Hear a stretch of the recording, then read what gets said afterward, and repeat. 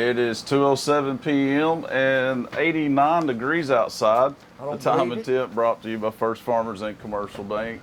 Do what? I don't believe it. It's 97 if it's a... It feels like 97, that's true. 89, Billy. That's what it says. Welcome to the Albert and Billy Show, everybody. Everybody on Valley TV, thanks for watching. How you doing today? Pretty good for an old fella. Pretty good for an old fella. I remember when you used to say fair to middling. I was like, what the heck is that? Fair to middling. What does that even mean? Well, let me tell you. You don't even know what it means, do you? Mrs. Merle Austin was a teacher here in the school system. She left here and went to Sequatchie County and taught for a few years. Okay. She wrote a book of poetry, and I'm included in her book in several instances. Really? Yeah. She would come to the store. Teacher's pet. You don't believe me. I bought a book, paid $3 for it. But she would come to the store every evening, get a buggy, and walk around the store and talk to people. Not buy anything. She was gathering information for the poems that she's going to write later in life, or was writing then. But one of them was Albert the Pencil Pusher. It's real cute, but anyway, she would come in the store. She'd say, well, how are you today, Albert? I would say, well, I'm fair to middling, Ms. Austin. How be you? How be you? How be you? She said, I'm just tolerable. Just tolerable. But see what she was saying, I am just tolerable. Tolerable. But see, she was going back to the time frame when I said fair to middling and using terms that old timers use. I'm just tolerable. That means I'm just about 6'1", half dozen the other. I'm doing pretty good. Okay. But fair to middling, the term fair to middling is a term used in grading cotton. People that picked up on it probably didn't know what they were saying. Probably not. But I told Joel Stanford Don't make no what it sense, means, really. and I'm sure Joel Stanford remembers it. You remember it too, Billy. Okay. When you hear somebody say they're fair to middling, that means they're about 6'1", half dozen. Well, it makes me think of you every time I hear it because you're the first person I heard say it. Well, it's old timers lingo. Well, that's for sure. And I still don't make much sense of it. That's okay. That's I should qualify to be an old timer. I guess so. All right. Well, we got plenty of announcements, Papa, and I mean plenty. A lot's going on here in Pikeville and Bledsoe County in the upcoming weeks. You gave me a fistful. Well, you should see my pile over here. I want to remind everybody this is from candidate Jeff Moore. He is running for the Bledsoe Telephone Co-op Board of Directors. That election is a week from today, September 22nd. It says, I'm Jeff Moore. I'm asking for your... Whoa. It's not a week from today. A week from yesterday. Yeah, because I got to be there. I'm on the nominating committee. You are? Yeah, I've got to spend We're the all day. on that, aren't we? No. You may come as a member of the co-op, but I'm there as a member of the nominating committee that sees that Jeff Moore's name. Oh, I didn't know that. Oh, buddy, you just don't know what all I do, Billy. Well, I know it. You just don't know. Just moving on up, yeah. Yes. Well, anyway, this is a message from Jeff Moore. It says, I, Jeff Moore, am asking for your vote on Thursday, September 22nd at the 62nd Annual Bledsoe Telephone Meeting. I'm seeking the position on the Board of Directors. I was born and raised in the Lusk community, and I graduated from Bledsoe County High School. I'm married to Carla Moore and have two daughters, Kaylin and Kesslin. I would appreciate your support and look forward to seeing you on Thursday. Jeff Moore. Well, people will be there because you get free food. Oh, it's that day, Free music. Oh, man, town will be cram-packed that day, won't it? You better believe it. There won't be nowhere to park. One time I had a new car parked a long ways away from the Bledsoe Telephone Co-op, so it would not get touched. I parked it up behind First National Bank. Somebody broadsided me. After going through all that trouble? I went to that much trouble. An elderly lady didn't know what she's doing. She ran right in the middle of my passenger door. That's the truth. Oh, I believe it. It's just funny. It wasn't funny to me. I bet it wasn't funny to you at the time, but It is, you got to admit, it's pretty funny. You went through all that trouble, and you still got hit. I mean, that sounds like something that would happen to me. Laugh, darn you, laugh. I can't help it. It is a little funny. Okay, we got a gospel meeting at the Church of Christ at Mount Della. I've never heard of this church Mount before. Della's out where you turn to go to Fall Creek Falls. It's the church on the right, first church you come to. Yeah, it does say 13862 Park Road. That's it. Starts at 7 p.m. each night. It's all next week, September 18th through 22nd. Nightly speakers will be Greg Pickett, Travis Alverson, Earl Alverson, Freddie Clayton, and Gene Brock. Everyone is welcome to attend. Second Chance Pet Group all month long. All dogs and cats will be half price for spay or neuter. Volunteers are waiting for your calls. The number to call is 554-4442. Leave them your name, phone number, best time of day to return your call, and tell them what service you need. Their volunteers will call you back and get your appointment scheduled. Prevent a litter, be part of the solution, and fix your critter. It's from Second Chance Pet Group. They're consistent. They are. They're on call. They actually help the community out a lot. They really do. And of course, it's that time, Pawpaw, this weekend, the big 9 Mile Bluegrass Festival at the 9 Mile Volunteer Fire Department kicks off tonight, 7 p.m. Tomorrow, the show will start at 12 noon. Cannon Creek, Connection 27, the Edmonds Family, Hickory Wind, Gospel Grass, and many more will be in concert. Admission is $5. Under 12 gets in free if accompanied with an adult. For more info, call Gary at 533-2720. It's family entertainment, camping, bathhouses, and concession stand. Arts and crafts are welcome also for no extra fee. George Reed will be there if he can get there. Oh, is George like bluegrass? He's a bluegrass fanatic. Every time I got in his truck for 10 years, yeah, wherever we went, mm-hmm. had to listen to it, buddy. Oh, wow. That's all he had. I mean, that's great. I couldn't do it, but I quit. Yeah. No, I had to quit. I didn't. I quit. like it sometimes, but I couldn't listen to bluegrass all the time. Okay, Pawpaw, also this weekend, this is the Walden's Ridge Community Center. It's a fall festival. We got a lot of fall festivals coming up. We'll tell you guys here in a few minutes about the one first weekend in October. It's going to be right here in downtown Pikeville. But this one is tomorrow, Pawpaw. Walden's Ridge starts at 8 a.m. They have arts and crafts, concessions, family fun, plus a special performance at 6 p.m. by the bluegrass band Barefoot Nelly and Company. It's $10. All proceeds go to the Walden's Ridge Community Center. And this band, Barefoot Nelly and Company, Pawpaw, they've been featured on PBS, a show called Song of the Mountains. For tickets and info, call 447-2756. People pay $10 just to see if Nelly's barefoot. Hey, what if they do sing barefoot? Well, you never know. Money's worth. Barefoot Nelly and Company. Anyway, that's tomorrow. Legal Aid of East Tennessee will be in Bledsoe County on Wednesday, September 28th. They'll be conducting local client intake interview sessions at the Bledsoe County Courthouse. Legal Aid of East Tennessee, it's a free service for low-income Tennesseans and senior Tennesseans with civil legal problems. That includes consumer, housing, veterans benefits, government benefit issues such as food stamps, unemployment benefits, and TennCare. For more info, you can call the Legal Aid of Chattanooga at 756-4013. And we got a revival September 25th, 26th, and 27th at the Mount Crest United Methodist Church, featuring Reverend Greg Bartley, and the service will start at 6 p.m. each night.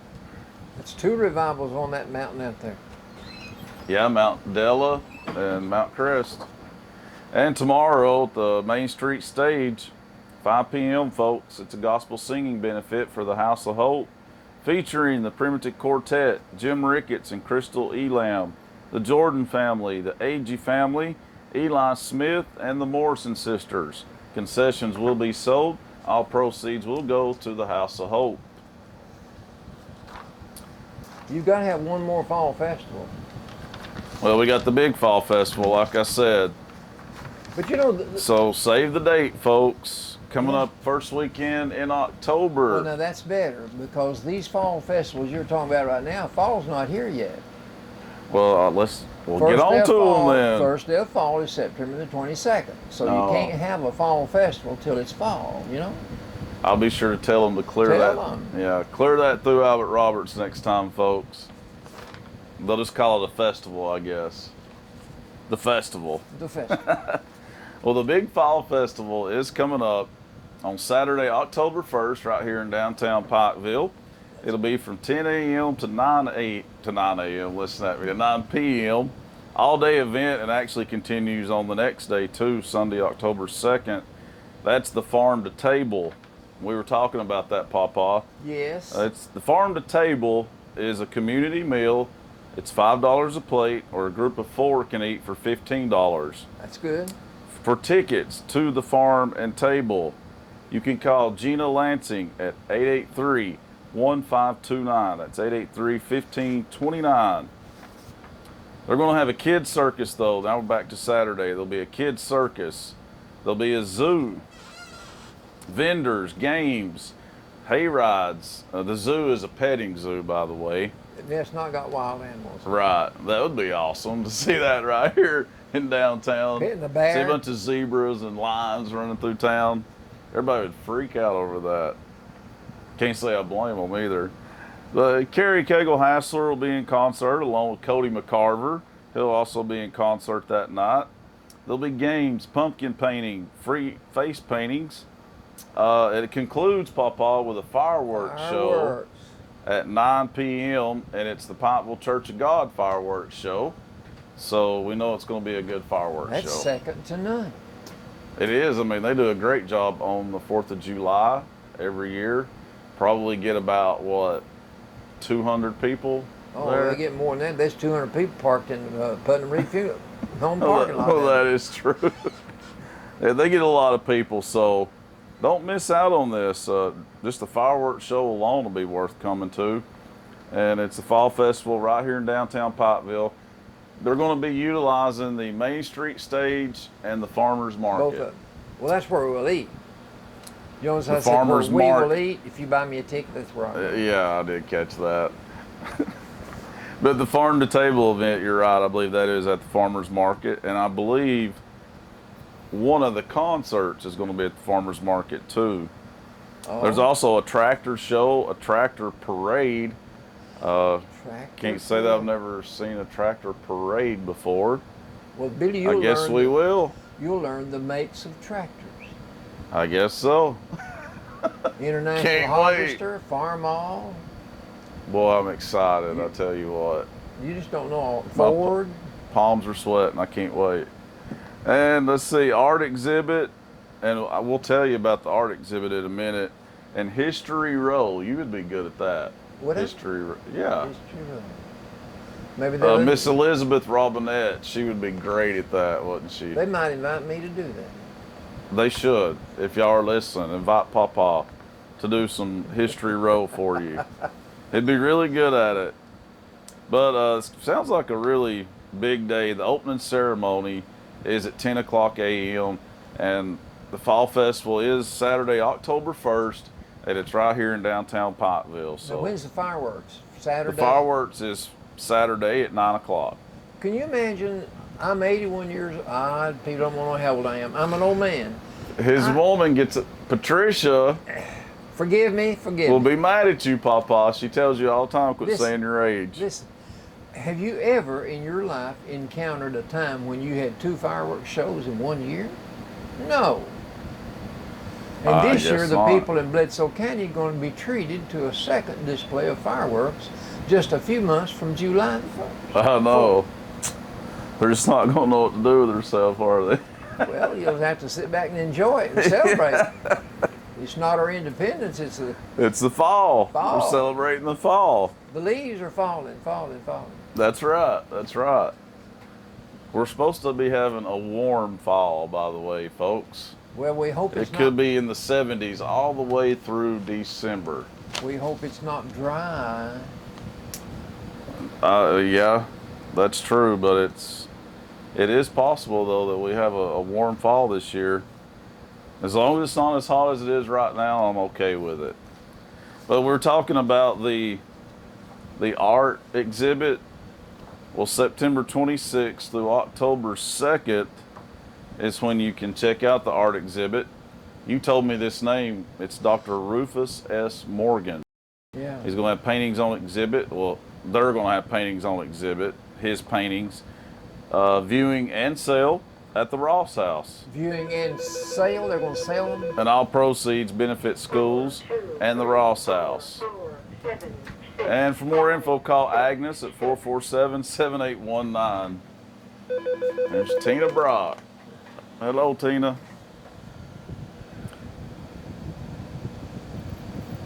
Indian Summer. Okay, there you go. It's Indian Summer. Thank you, Tina. I appreciate that. All right, see. That's what we got now is Indian Summer. So we're going to have an Indian Summer. Let me tell you about Dr. Morgan. He delivered. I've actually heard of an Indian Summer, but I didn't know that's what it was. Indian candy corn, too. Dr. Morgan, beginning in 1955, and again in 1958, and again in 1964. This is a picture of Dr. Rufus S. Morgan. That's a painting of him, and he was a doctor here for a really long time, wasn't he? Long time. Okay. The house that Clay Robertson lives in now is one that he built. Oh, okay.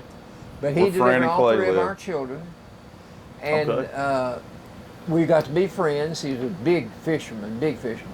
And one day I called him just to check on him, and I said, Doc, when did you take up painting? Because he's got a self-portrait that he did that's bigger than this one, right? Yeah, and it's tremendous. It looks just exactly like it. And I said, when did you start painting?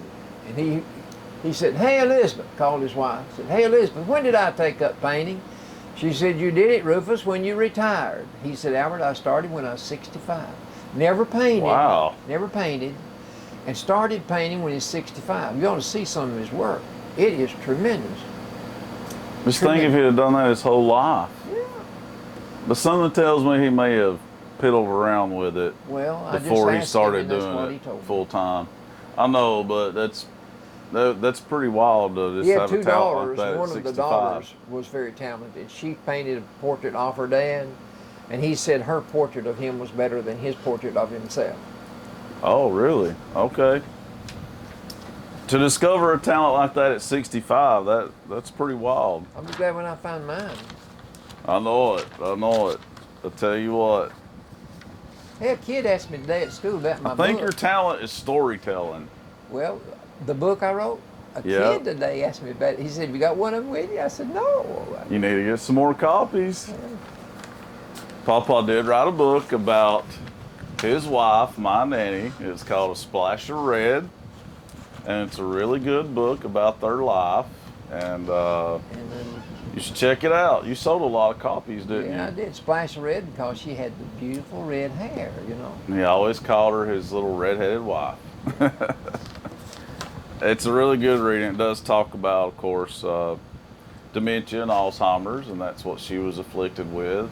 And it tells y'all's story. I think it's a really good book, Papa. I've got an article. A lot of people liked it. I've got an article on Alzheimer's today if I get a chance to do it.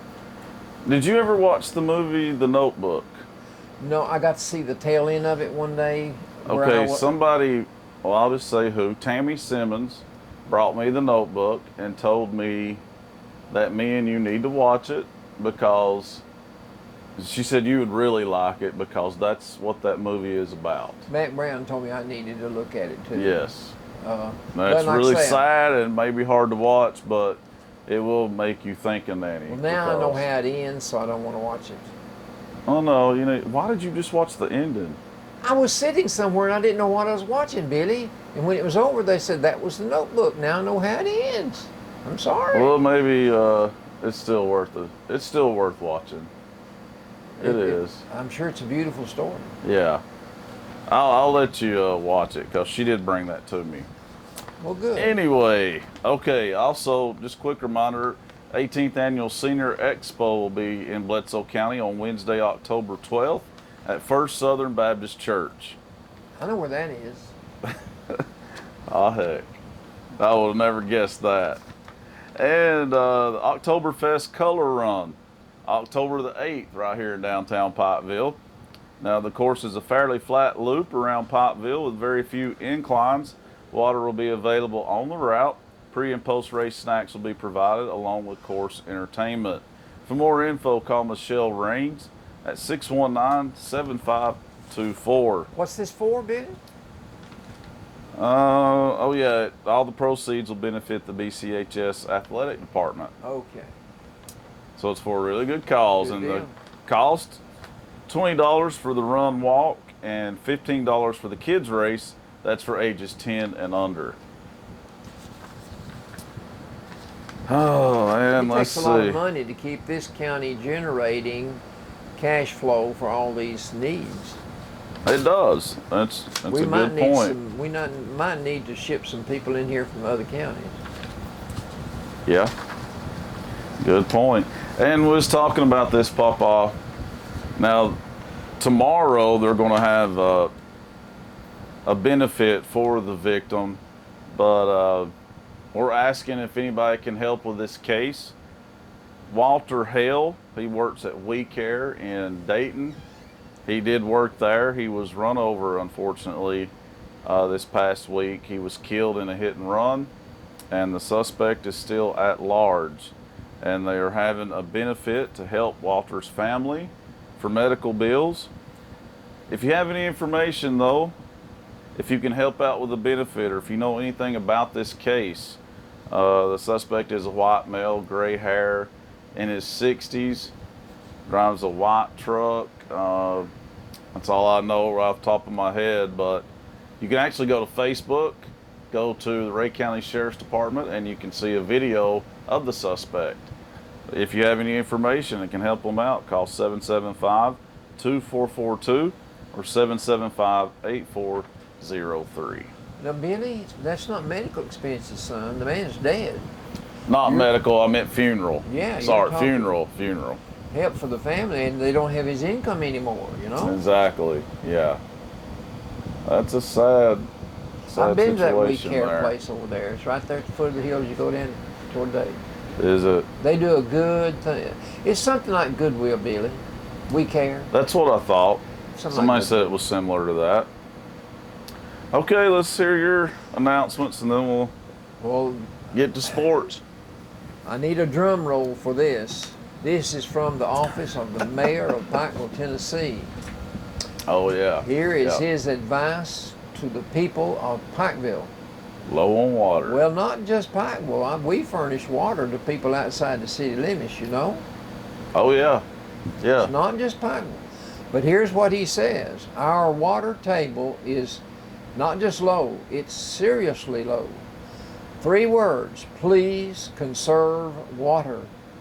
And you know, I've seen people outside watering their flowers. Have you? I have. I wanted to jump out and say, quit that, but I didn't.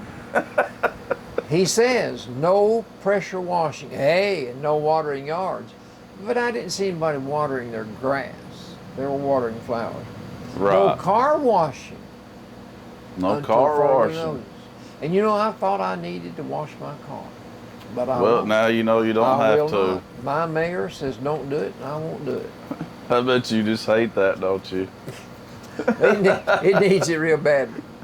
Okay, the open table at Pikeville United Methodist Church is going to be September the 27th. Now that will be a week from this coming. It'll be a week from this coming Tuesday. Yep. It's a free lunch, and it's on Tuesday from 11:30 in the morning to 12:30 in the afternoon. So come by and enjoy a delicious pasta dish along with your drink, your dessert, and more. There will be no charge for the meal. There will be no offering taken. There will be no sermon given. Okay. Nothing but friendship and food. And this table is open to all. Just tell her to do October. This is put on by the Pikeville United Methodist Church every month. You may contact Greg Smart at the church office by calling 447-2951. Okay, appreciate it. If you have any input or any questions about that meal that day. Also, our Bledsoe County Community Food Bank is up and running. It is open from 9 to 1 on Monday, 2 to 6 on Thursday, and they're located across the street from the post office on Main Street, just about 200 yards from where we sit right now. Yep. If you have an emergency need for food, you may call 447-3325 and leave a message. Okay. Someone will be checking our messages periodically. Probably need to leave a callback number too on that though. What now? You probably need to leave a callback number. Well, if you leave a message, I'm sure you'd say, "This is Albert Roberts and I'm hungry," you know. Yeah, I hope you say, "Call me back at this number." Or bring it to me, better still. Yeah, give the address. Well, if it's emergency food situation, you would be letting them know everything about you could. Yeah. Okay, the Mountain Crest Fire Hall is going to have their monthly country breakfast. That's one of your favorites. Oh yes, they have that homemade jelly. They don't serve you craft jelly. I don't know why they don't put that on their flyer each month. I don't know. Patricia said she used to make jelly and take it out there. Did she? Yeah, sure did. Boy, but let me tell you, we made blackberry jelly, we made grape jelly, we made strawberry preserves. Yeah. But you know, we're not selling much of it, we're giving it away. Mount Crest Fire Hall. Giving it away. Saturday, September the 17th. Give me some. 6 in the morning to 10 in the morning. You may eat for 4 hours. The menu, and it won't cost you but $5. The menu will be bacon or sausage. That's for a good cause. Well, yeah, it goes to the fire department out there on that mountain. Bacon, sausage, eggs, hash browns, biscuits, gravy, and jelly, butter, coffee, and milk. And there will be orange juice too. I have seen it out there. Okay, the Lusk Church of God of Prophecy is having homecoming Sunday, September the 25th. Oh, that's good. Special singing by the old timers from McMinnville. Thank you. The service will start at 10:30 in the morning with lunch to follow. Brother Roy Finch and the congregation there at the Lusk Church of God of Prophecy invites everyone to attend. This is a nice thing to have a homecoming.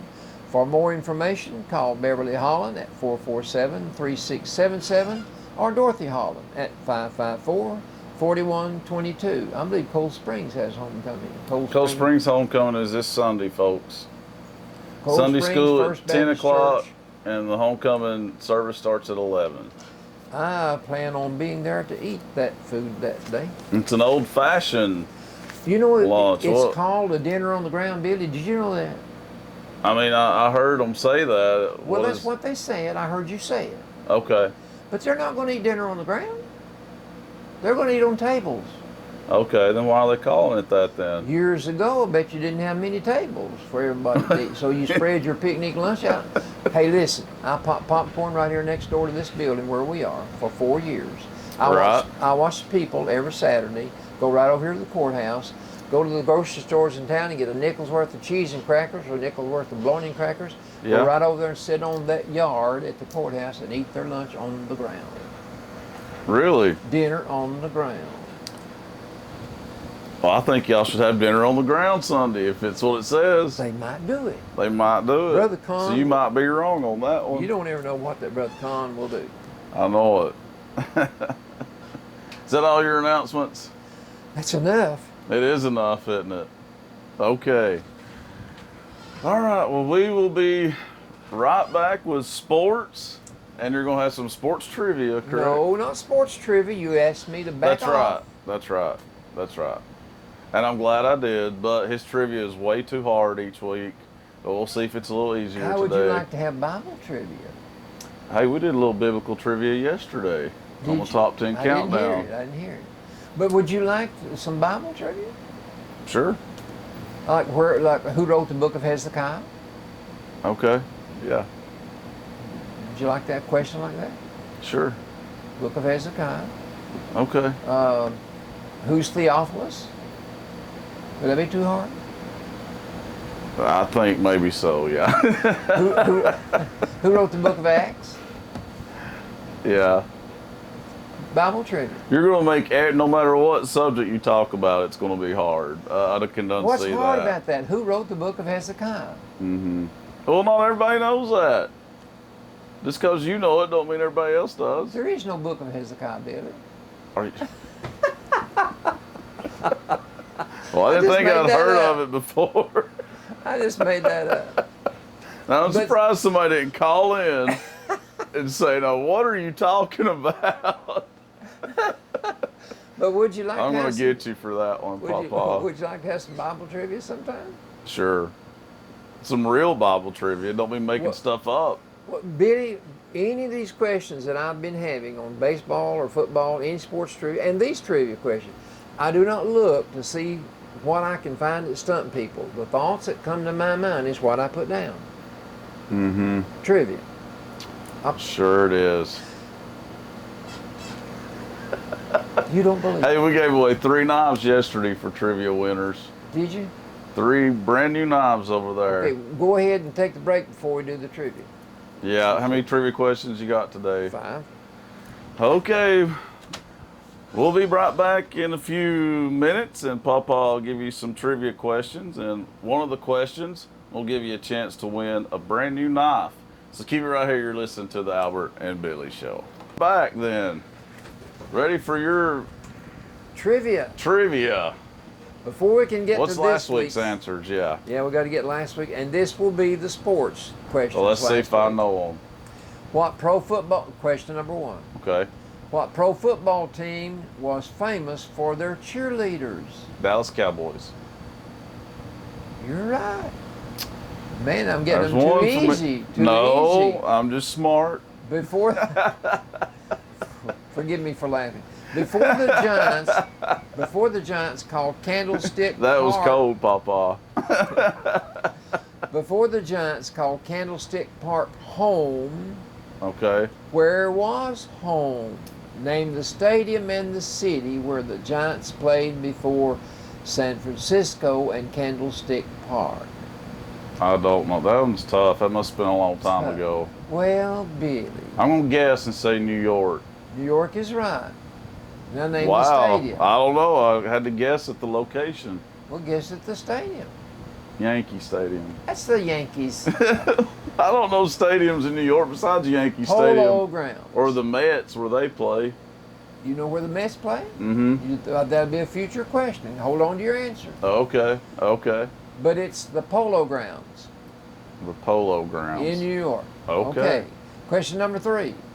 Name the mascots of the University of Oregon and the Oregon State University. The mascots of Oregon and Oregon State, a duck and a beaver. Hey, boy, you do. Man, you're on a roll. I know it. Question number 4. When his team took the field, what position did Nolan Ryan fill? Pitcher. Very good. I've got to make myself a note and make these harder. That's way too easy if you get them that easy. No, I just know my sports. Oh, well, okay. But I want to get that Bible question. The last one now. This Yeah, is that the was hard just one. wrong. Name the object batted around in badminton. Name the object batted around in badminton. Remember, we got a call last week. Yeah, somebody got it right, but I Dr. can't David remember. Sapp knew that answer. He won a knife last He week. won. Sure did. It's a birdie. No, it's a and bird. Cindy called in the bird. a bird and. But Dr. Sapp called in the second most popular usage of a term for the object batted around in badminton. I don't remember the other part. Shuttlecock. Shuttlecock. Shuttle. S-H-U-T-T-L-E-C-O-C-K. Shuttle. I didn't listen. It's not popular around here. I didn't make up the game, but I have played the game, and I played with I've played it. I played with a shuttlecock, I guess so. but I guess we called it bird. Yeah, I figured that answer would be more popular. All right. really. Are you ready? I'm ready. This is trivia now, folks. It is not sports trivia. Now you have to say which one is the call-in question, okay? I will. Okay. By the way, today, September the 16th, is POW MIA Recognition Day. You know what POW is? MIA. Prisoner of War Missing in Action. This is the day that they're to be recognized. Okay, I didn't know that. Well, do you know Blake Robertson in Dallas and all of the Blake Mary Jean's children? They had a daughter named Marilyn. Kin to us, yeah. Her husband never was found. Oh, really? Hmm. She lives in California now. Yes. Okay, this week's trivia. Okay. The town, Jackson Hole, is located in what state? Jackson Hole, I've been there. I know where it's at. Good for you. Name the Great Lakes. Name the Great Lakes. I used to could, can't no more. But that's not a hard question, is it? No, I just don't remember what they are. This is trivia. People should know. I'm not going to tell you how many, but they should know the Great Lakes. Mm-hmm. Question number 3. Name the 7 dwarfs in the story of Snow White and the 7 dwarfs. I used to know that. I don't know more either. That's not hard, is it, Billy? No, it's just been a long time. That's question number 3. Question number 4. Who gave us Romeo and Juliet? I know that one. Really? Mm-hmm. Too easy, isn't it? No. No? You got to have some easy ones pop off. Right, Come on. Well, okay. Here's the hard one. This is not the hard one, but this is the winner. This is a calling question, so it'll be hard. What well-known personality is credited with the line, "I never met a man I didn't like"? Who said Not that? a clue. It's a celebrity. Well, yeah, I said well-known personality. Yeah, that's all you said. You're not giving many clues. Well, people will call in, Bill. Oh, okay. Okay. You may not know the answer. Evidently, you I do don't not. know the answer to that one. The Well, answer is they said I never met a man I didn't He like. made the statement, and he's well known for making that statement because no one else ever made the statement like that. He said, "I never met a man I didn't like." Not a clue, but if you know the answer, give us a call. You can win a brand new knife. Maybe somebody out there knows it. I sure don't. I'll give you a clue. Okay. I'll give you a clue. Okay. He died in the year I was born. That's the reason you don't That know him. really helped a lot. That's the I reason tell don't you know what. him. But you should have heard of him. Had you heard of him, you would have known he was the one that said, "I never met a man I didn't like." There you go. You know it, Allie? 4, 2, 3. Radio station.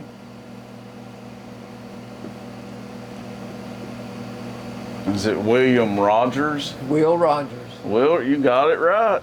Good job. Who am I talking In to? 1 minute, somebody called in, Billy. Amber Brock. All right. You just won yourself a new knife, Amber. Thanks for calling. All right. See you later. Was that about a minute, Billy? Yep.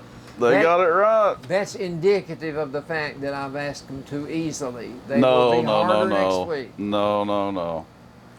Amber Brock, congratulations. You just won a new knife. And the answer was Will Rogers, right? He did die in the year I was born, Billy. Did he? Will Rogers. That's not a good clue, though, by the way. You might as well not said anything. Will Rogers was around when the automobile was invented. Yeah. And he said, we need to wait 100 years before we congratulate Mr. Ford for his accomplishment with the automobile. Why did he say that? Well, he said, I want to wait 100 years to see if we want to pat him on the back and say you did a good job or you brought disaster to the world. But when the flight scene came on the horizon, he was ready to get in a plane with no hesitation. Was he? He loved flight. And Wally Post, and he left on a trip to Alaska one day in 1935. Mm-hmm. They never made it to their destination. Oh, he got killed in a plane crash. When they went to tell his wife in Oklahoma, Yeah. that's where he lived.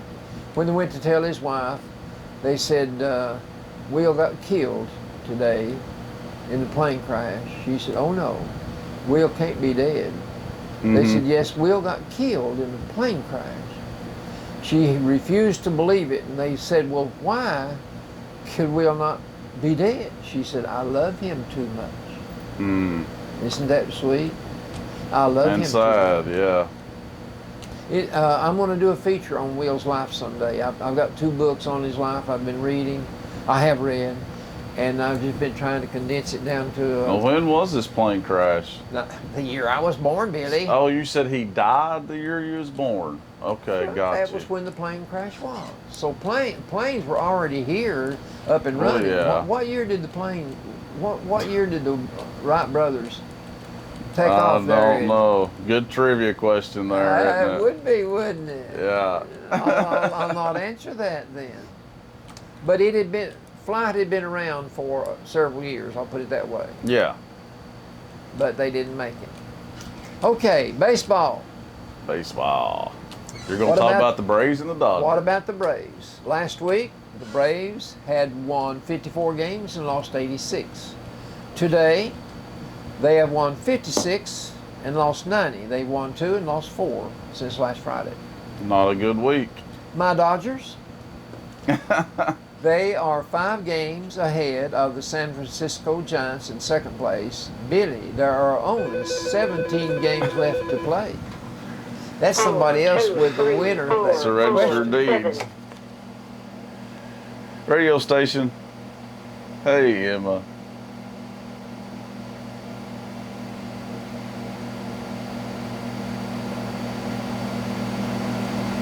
Oh gosh, I'll tell him. All right, see. Emma Boynton said that she was laughing though. She said the trivia questions, the Dallas Cowboys and the Nolan Ryan one was no brainers. That's right, they're too easy. His phones are blowing up today. I'll make Radio them harder, station. Emma, I promise. I'm trying to please Billy.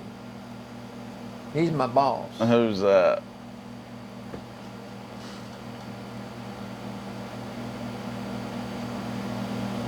Who said that? Oh, Will Rogers did? Oh, okay, I'll tell Pawpaw that then. Thank you, Tina. She was giving me a Will Rogers quote. Oh, really? Mm-hmm. Let me tell Tina you. Brock, yeah. He was the world's greatest satirist. He would write newspaper articles and radio shows, and he got to where he would make fun of people. We've talked about this. And the people resented him bringing up their name and saying, the President of the United States. He would just say what he wanted to say, because the people in the audiences liked to hear him make fun of people that they knew. Yeah.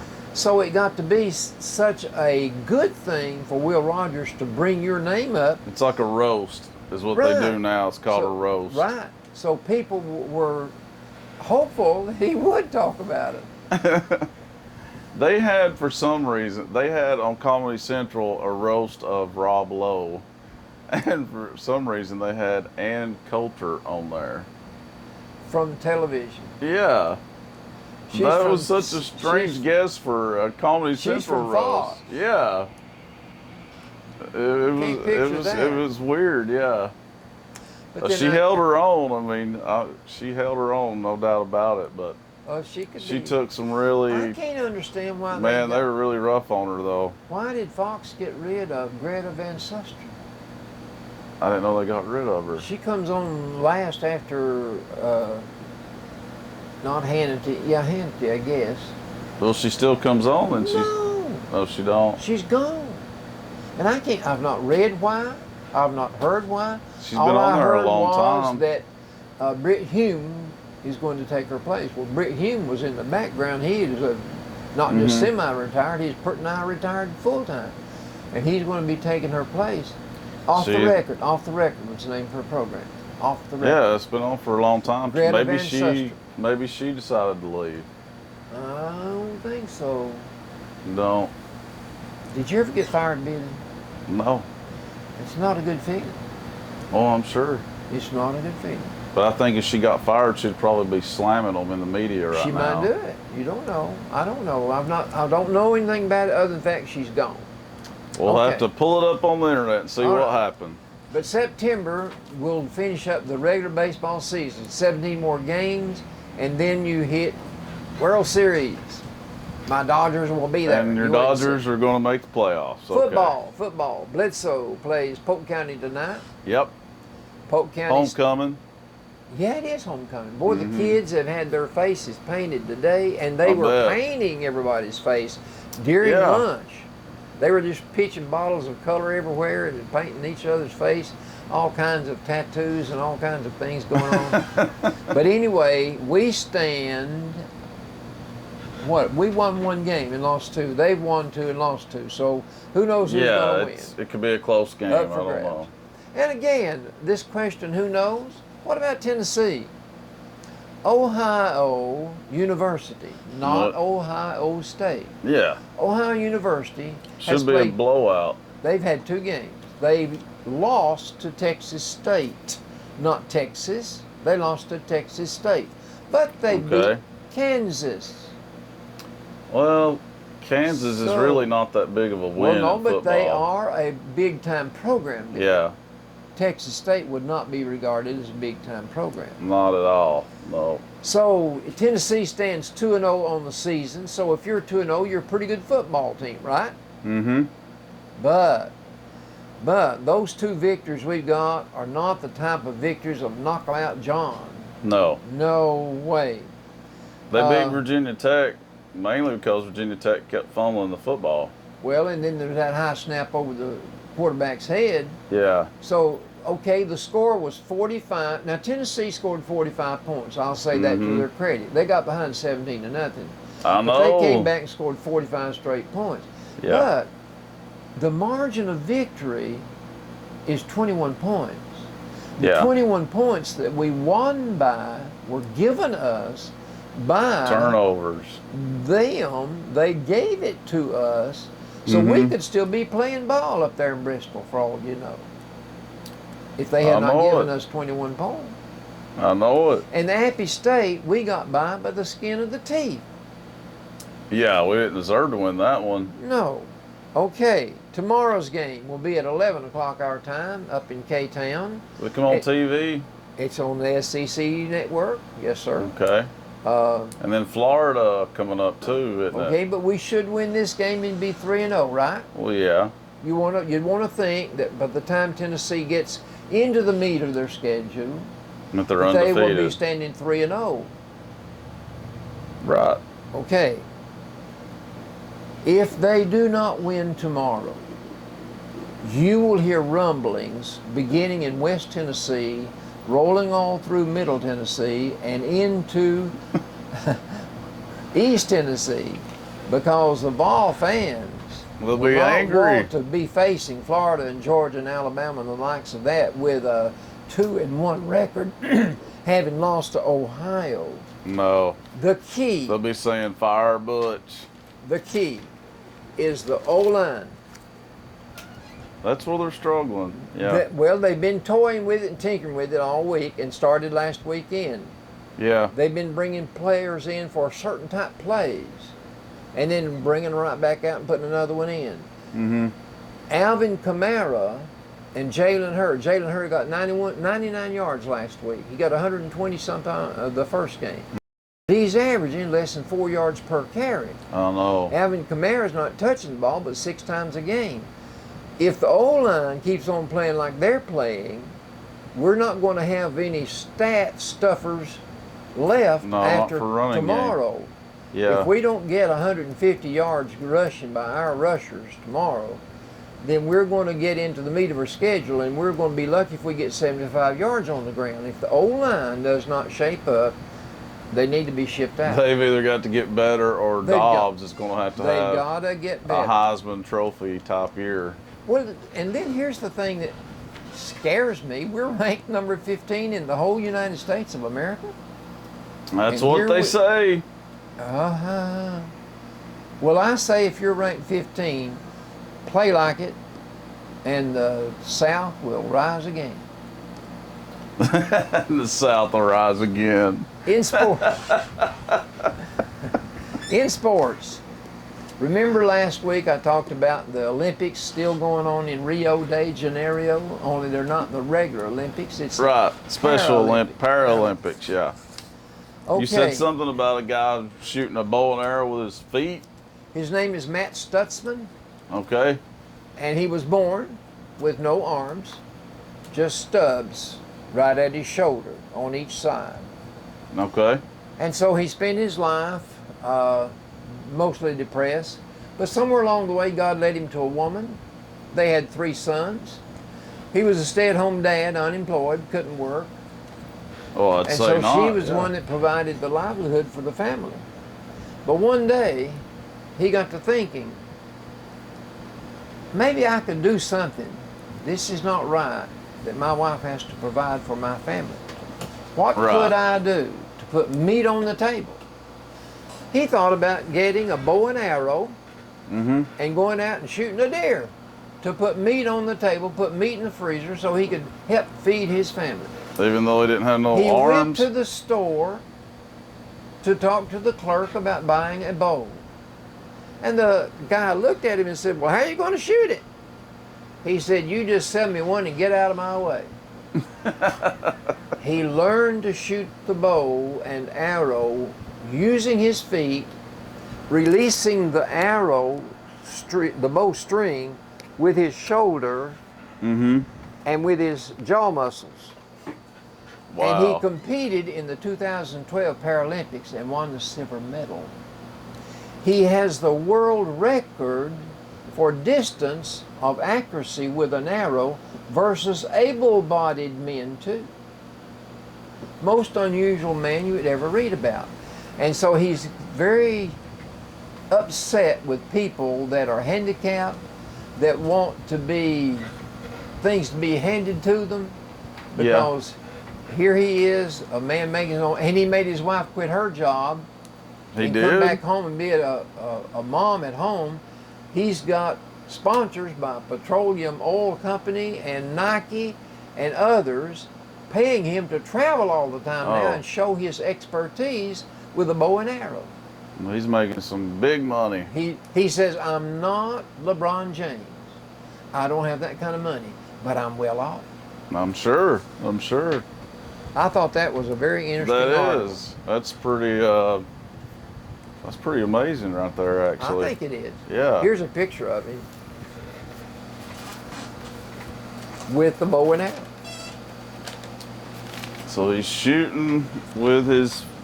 He shows him. Wow. If we can get this on camera real good. Can you see it? That is crazy, isn't it? Matt Stutzman. Matt Stutzman. Congratulations, That's amazing. I mean, Matt. that has to be extremely hard to do. Well, yeah. But for years and years here, for 42 years when I was in the grocery business, we would watch handicapped people hit the streets of town every once in a while, and they would park on the north entrance of town and walk the streets of Pikeville. Everywhere they went into every business in town, they had cards they had in their shirt pocket, in their hand. They would hand you a card and say, I'm a deaf mute, please help me, I can't make a living. They would go across the street from the store where I worked to talk to the man that was a shoe repairman for Pikeville. He couldn't speak and he couldn't hear. We called him Dummy. His name was Carl Watson. People called him Dummy. I'm telling you, everybody knew him as Dummy. I'm not disagreeing, but man, that sounds cold. It does. Yeah. And his wife was the same way, by the way. Okay. When the man would know that, and he'd go in there and hand him a card, he'd run him out. Because he was repairing shoes for people. He was an avid hunter. He was a taxidermist. Yeah. And he was one of those. He wasn't a dummy, was he? He was one of those men that got killed in the Sugar Bowl. When it Oh, blew was up. he? He was Was one of he? them. Oh, okay. But he was a very, and he built his house, and it's still standing, by the way. I went to see him one night, walked up to the door, and here they are now. There are 2 people inside that house. Here's a doorbell. And I look at that doorbell, and I think to myself, well, Seth, why are you going to press that button? They can't hear it. But I did, because there was a button. Every light in the house blinked on and off. That's how they knew. He was a smart man. Yeah. She was a sister to Bookie Turner, the sheriff in Hamilton County. Really? Yeah. She would come in the store and write me a note. She would call me, call, to get my attention. Oh. And then she'd write me a note. And she'd say, where are they using dynamite? I can feel it. I couldn't hear it, couldn't feel it either. But she knew. Really? Handicapped people make up for their shortcomings by other ways. Yeah, their other senses are stronger. They pick up. Yeah, that's true. But anyway. Well, that's a good story. Yeah. Hey, let me tell you another good story. Oh, you're good at telling them stories. The Bledsoe Telephone Co-op Yeah. has really shook up Sequatchie Valley. There's a 2-page spread in the newspaper out of Chattanooga on Sunday about this local Bledsoe Telephone Co-op. That's awesome. The picture of the main guy down there, his name is Mr. Charlie Boring. Charlie Boring. I have a hard time calling him Mr. Well, he would be okay with you calling him Charlie. I think he will. Yeah. And then he's got his engineering coordinator, Matthew Boynton. But the two counties here, beginning with us on the north and Sequatchie County on the south, Yeah. they're going to get upgraded with fiber optic service that will provide gigabit per second internet speeds. The Bledsoe Telephone Cooperative is building this fiber optic network to serve its sprawling 5-county service territory, beginning with service in the most populated areas, which would be Dunlap and Pikeville. Charlie Boring is a 22-year employee with the Bledsoe Telephone Co-op and became general manager last year. He says, we're looking at the end of the year for 40 to 50% of our customers to be able to get 25 megabits download speed and 3 megabits upload speed. And in the next 5 years, we're looking at 75 to 80% of our customers will get 25 and 3. So far, about 200 customers have been connected for fiber service in the 60-mile area around Dunlap. It will take time to bring fiber to the home across the co-op's entire 804 square mile territory. They're going to spend $600,000 a year in the next 5 years to get it into the homes. They have requested an $8 million loan from the USDA Rural Utilities Service, and if that gets approved, then things might go a little quicker and a little better. Well, I'd say so. But Sequatchie County has an average of 53.1 people per square mile. Bledsoe has 31.7 people per square mile. You go over across the mountain to Hamilton County, and they've got 620.3 people per square mile. So we're at a disadvantage in a small rural area like this, but they are doing their dead level best to compete with the big guys and to let the people that live here have a chance to compete with other people in other areas. Yeah, that's good. I think it was tremendous. I really do. That is. That's good that it was in the paper. Okay. So that was in the Sunday's Chattanooga Times. And listen, had 2 pages, 2 full pages. Well, I think real that's good. tremendous that they gave us that much I space. agree. That much space. I agree. In Parade Magazine, Sunday, they interviewed a lot of personalities, famous people, but just people. And the question was asked, what would you do if you were president? Oh, man. So, what would, Billy, if you were president and you had the powers that a president has? Watch out, world. what would you do? I don't have a clue, Papa. I mean, Well, there'd be so much to do. correct. Where would you start? Correct. So listen to what some of these people say. It's interesting. Dr. Oz was in Chattanooga a couple of weeks ago, a fundraiser for the Children's Hospital over there. By the way, you know what his first name is? Nobody does. Nobody can pronounce it. M-E-H-M-E-T.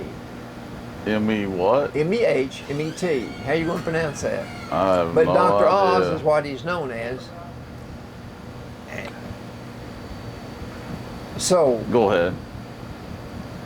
here's what Dr. Oz said if I were president. Mm-hmm. I would ask every 18-year-old to spend a year of service to our country in return for helping them pay for their education or get a permanent job. Pretty smart thinking. Spend a year of service. Bobby Novak, who's an actor, young black man, he says, I would tell kids, try your hardest, stay in school. A young lady by the name of Drew Barrymore, she's an actress. She was on E.T. Yeah, that's the one. That's where she started. She said, I would insist on 3-day weekends. It would change the universe. It would. It would. Do you remember Kareem Abdul-Jabbar? Of course, yeah. He said, I would make Constitution Day, 17th of September, a national holiday with public readings from the Constitution. Not a bad idea. If I were president, this man's name is Dave Ramsey. He is an author and a speaker about how to handle your finances. He said, I would tell people to be their own secret sauce. America is still the best place in the world to start with nothing and make something of yourself, but it is up to you. To be your own secret sauce. What am I don't missing? want that. Well, I don't get that. In other words, you just get the juices flowing and get your brain to working and come up with something to do something for yourself. Tom Hanks, he's the one that played in that movie that opened up last weekend, Sully. Mm-hmm. He said, this is goofy and this is just absolutely me. I would make a truly great state-of-the-art national rail service a huge priority because of the infrastructure it would provide. Stop to think, our rail system was taken up out of this valley. So let's just make really good rail transportation all over our country so we don't have to go to the O'Hare and be at the mercy of rainstorms and backed up flights. Why can't we take a good train from St. Louis to Denver and have it really only take like 8 hours? Have it like it is in Europe where it's cheap, efficient, and fast. That's what I'd do. That's not a bad idea either. I mean, trains used to be big here. Why are they not now? On the trip that we took out west, I remember seeing a train going across the bottom of the United States, a lot of the states where we traveled on our way back. Yeah. And it had a rail line from California all the way to the East Coast. Okay, so you can take... And so it is something that is still being done because of the need for it. Yeah. But what he's saying, I would Probably make it a expensive. Priority to upgrade it instead of having all the jams you do at air flights. And I don't think you'd have as high incidence of deaths in wrecks with rails as you would plane. That's average. This well, lady, you don't have that many plane crashes though. You got to think you about. You kill 237 of them. Well, I'm not saying you don't, but it's very rare. But Albert will not be one of those. It happens when a plane crashes. It makes the news. Right. Okay. When something else does, it usually doesn't. That means that there's really not very many plane crashes. There won't be one with me on board. Remember? I know he's scared to fly. Everybody. No, I'm not scared to fly. He's scared to fly. If it's my time to die, wherever I am, I realize that. If you would fly.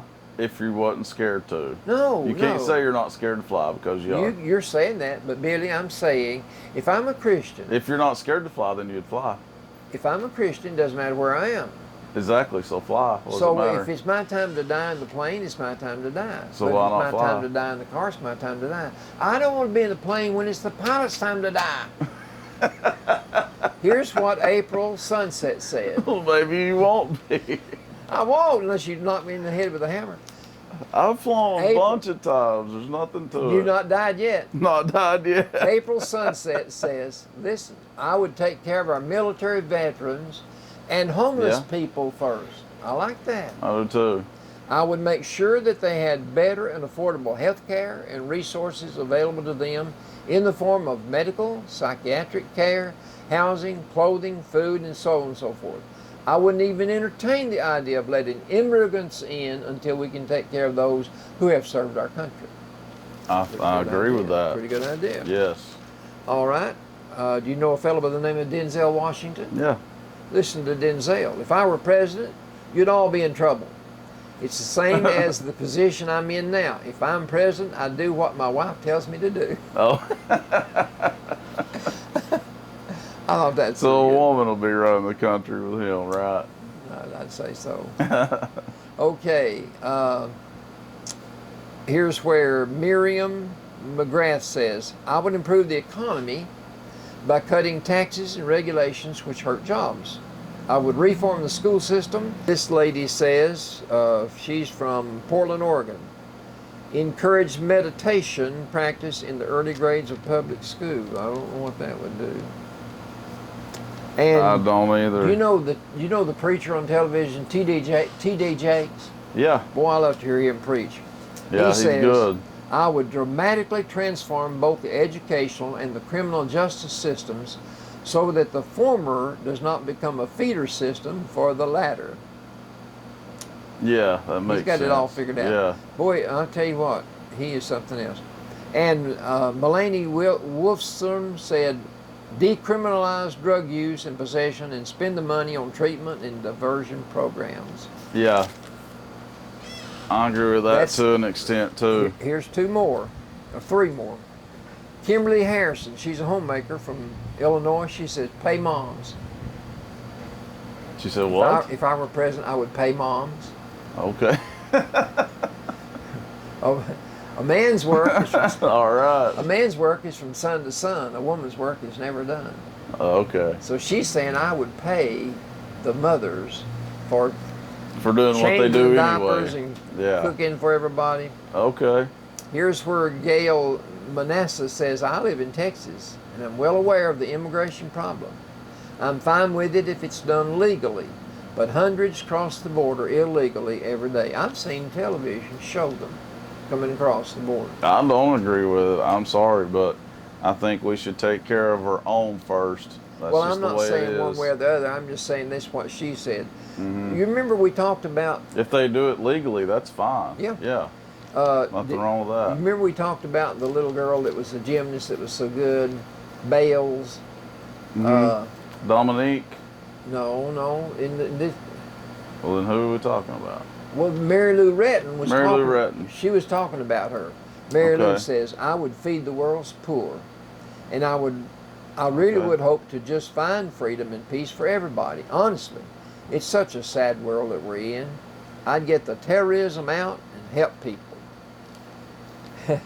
I like that idea. I mean, J.J. Watt. Sure, it's easier said than done, but yeah. J.J. Watt plays for the Houston Texans. Mm-hmm. He says, if I were president, we'd have free breakfast burritos for everybody. Free breakfast burritos. Okay, we also talked. If I was president, now you thought about what you do? You wouldn't have to pay bills, at least for a year. Nobody would. What? Yeah, and everybody would have money, and the economy would be better. How could the economy be better if you didn't pay your bills? Everybody would go broke. No, that'd just be a way. Maybe there's a way where you don't have to pay your bills. There's a way. You keep everything.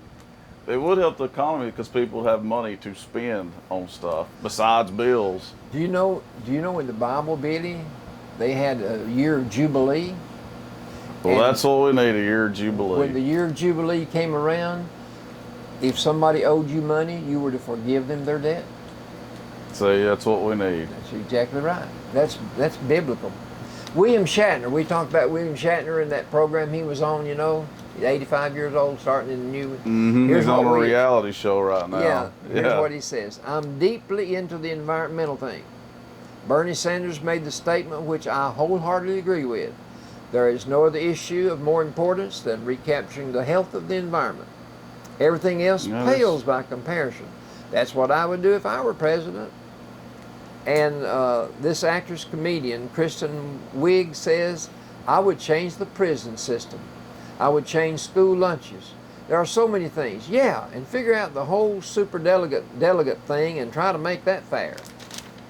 Good point. Good point. A lot of people don't understand that. What would I do if I were president? There's no telling. I think what I would do, I would give all these people that are on Social Security a good raise. A good raise, right? A good raise, since I am one of them. I thought that was pretty good if I were president. I think it's good that they're all saying they're all saying they want to do something to help. Well, I like the idea of helping the homeless. Yeah, I do too. And the rail system, that sounds pretty good to me, because there's a lot of your metropolitan areas, they're dependent on the rail system. Yeah. People have to get to work in these big Subway. places, and there's nowhere to park everybody's car. Mm-hmm. And so people are dependent on getting to work and getting back home from work on the rail systems. In a lot of these big cities, you know what the trains are called that travel overhead? 2 letters, EL, L train. Oh, okay, yeah. There's times, I guess, in places and ways that you see that it's not efficient. It becomes cumbersome. Mm-hmm. And I'm sure that's the reason this valley no longer right here's where the train turned around. Right here, right up where Save-A-Lot grocery store is now. That's as far as the train went up this valley. It turned around right there and went back down the valley towards Scottsboro, Alabama. I wish we still had it. That really, really hurt us. Well, you see, back then, your mountains and people had income and had employment due to coal. Coal was dug out of the mountainsides, loaded on trucks, hauled to the railroad cars. The railroad cars were made just to haul coal in. And the trucks would back up on wooden ramps called tipples and dump the coal over into a railroad car, and then it would be picked up and taken to places where people needed the coal.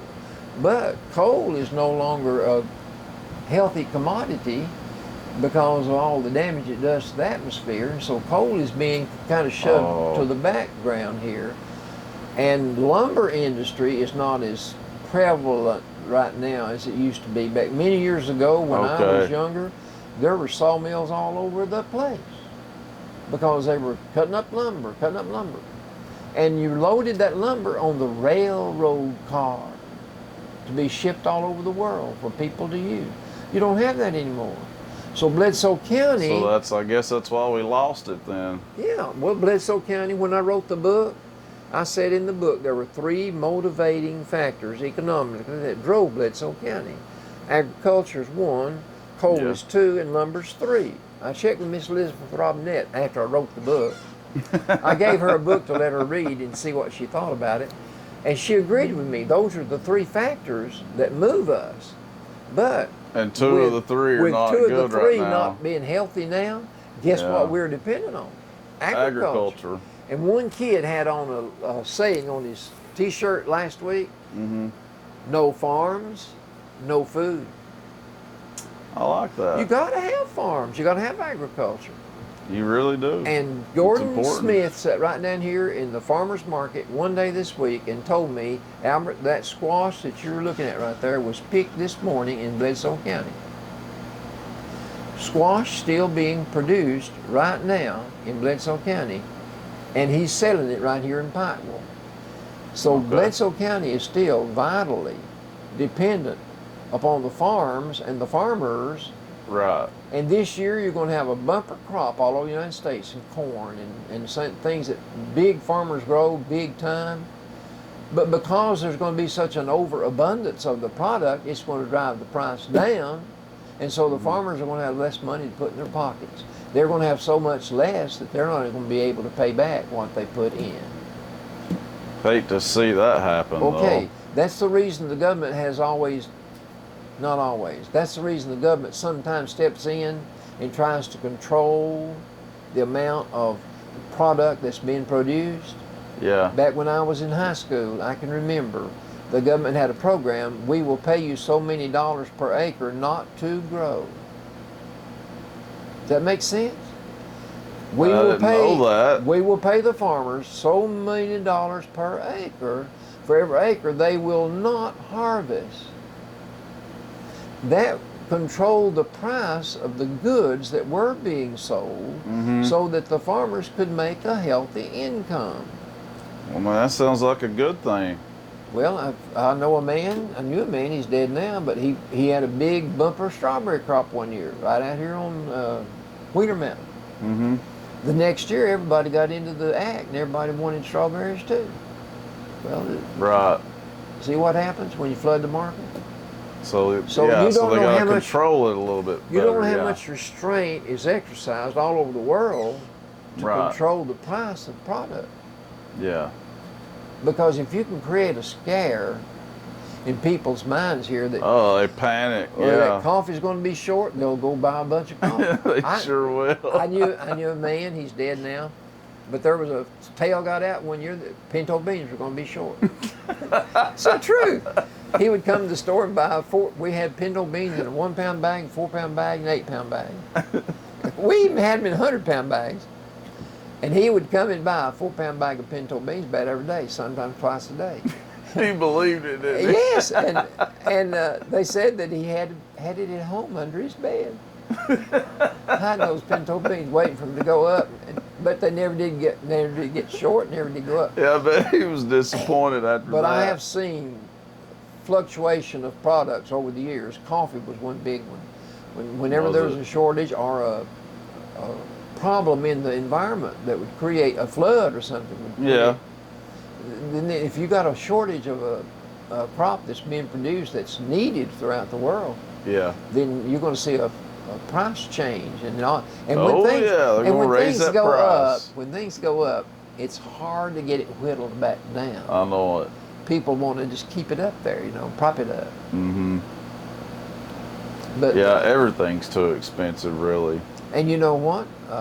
In times of crisis, whenever there's storms and things like that, people have to watch about price gouging going on, motel things like that. Because they know you got to spend the night somewhere, so instead of $50, I'm going to charge you $100. Yeah, that's called price that is gouging. Messed up. It's not right. There's nothing right about that. There are a lot of inequities in our world. If I were president, I'd probably take care of all those inequities. I like that idea. Another thing, like if we say it's going to snow, say this winter, people flood. I mean, they flock to the grocery store. You remember that? Oh yeah. The bread, milk, bread. Okay, the bread companies would have to make 2 deliveries on snow days. They'd run out of bread. They'd run out of bread. Have to go back to Shannon and get another load. The milk truck would have to go back to Crossville and get another load. Because people were buying it faster than we could keep it out there. Yeah, I believe it. I have seen in storms, blizzards, where people could only get to the store on tractors and 4-wheel drive. And you've seen them come to the store on a tractor? I have seen people come to the store on a tractor and 4-wheel drive. Wow. I saw one day where one of the 3 people at the store, there's Carolyn and me, we were stupid, and Myrtle Lee. The 3 of us showed up for work. Yeah. That wasn't too smart. That's what you call the good old days. So but you literally seen somebody come to the store on a tractor. I like that. You don't believe me? Yeah, I do believe I've it. seen them come on. I've seen people ride lawnmowers to the bank. I've seen them bring the lawnmowers too. Ride a horse through McDonald's. Will I have time? True story. Will I have time for the Alzheimer's? What else do you need? You need any more advertising? No. Can I do, if I can find my Alzheimer's? I got it. All right. Let's hear it. I've been wanting to do this. There are 5.2 million Americans with Alzheimer's. That's too many. 2/3 of them are women. Why did Carolyn get it and I didn't? Or maybe I haven't. I don't know it. But I don't say that. You don't. 500,000 die every year with Alzheimer's. I knew a man, he might be dead by now, but his wife lived 18 years with Alzheimer's. But that's very unusual. Well, that's a long time with it. That's unusual. It's more like, what, about 5 years? I've got it down here somewhere, I think. But anyway, a new person is discovered with, and the thing that there are different aspects of, it's a form of dementia. Mm-hmm. There are different forms of dementia.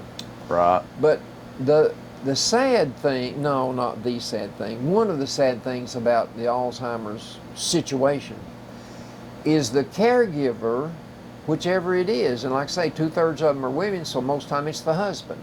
Mm-hmm. You have to watch the mind of your mate disappear. Yep. It just goes away bit by bit, not all at one time, but no. You have to learn, or you have to be aware of something's not right. It wasn't this way yesterday, or last week, or whatever, and now what's happened? So you have to watch that, and it's a sad You see thing. changes in their personality too. See changes. You better believe it. Yeah. New one every 67 seconds. But no, we were saying it does vary, the life expectancy with Alzheimer. Yes, it varies does. quite a bit. Some people live a long time with it, and some don't. But the red flags of it, though, you would know what to tell people on that, wouldn't you? Well, I'd like to think I learned something. Yeah. It's the third leading death behind heart disease and cancer. Wow. I wasn't aware of that. I didn't know that But either. I don't know what there is about Alzheimer's that takes your life. Well, if you'll notice, a lot of people with Alzheimer's ends up passing away by something else. That's what I think. A lot of people, it's not necessarily the Alzheimer's that kills them. Sepsis happens a lot to people with Alzheimer's. I mean, when they're in the final stages, they can't tell you what's wrong with them. No. So they can get an infection of some kind. That's what happens most of the time. It's something like that. 1 out of every 9 people aged 65 or over has it. 1 out of 9.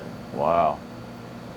85-year-olds, 1/3 of every one of them has Alzheimer's.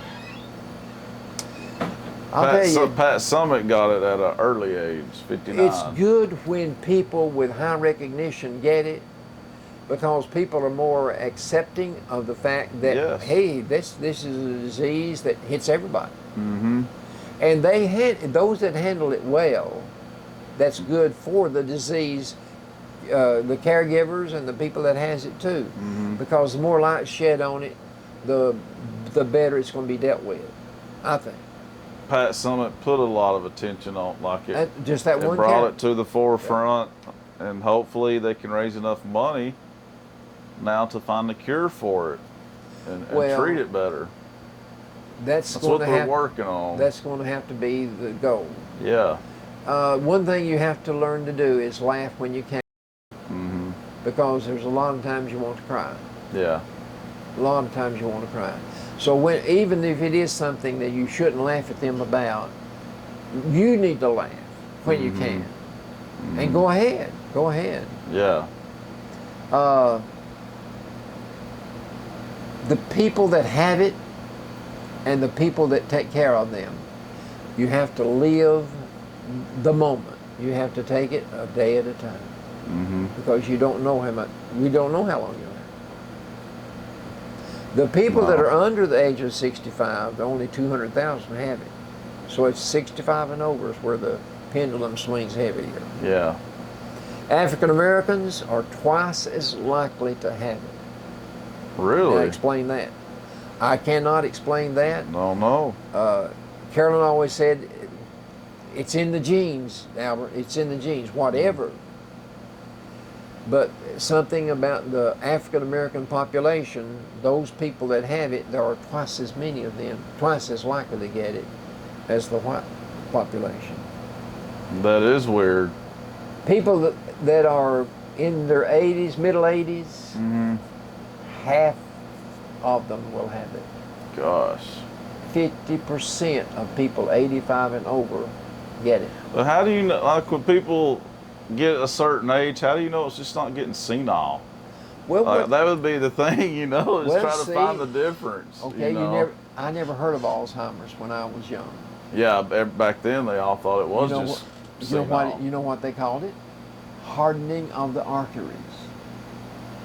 That's how they explain the way that people acted with dementia. They didn't have a clue, did they? Hardening the arteries. There are 7 stages that you can go through. Mm-hmm. I don't think Carolyn went through 7.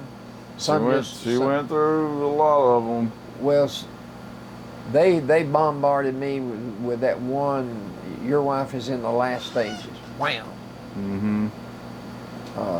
But she went to the last stages, though. You need to say I was ignorant. I was ignorant.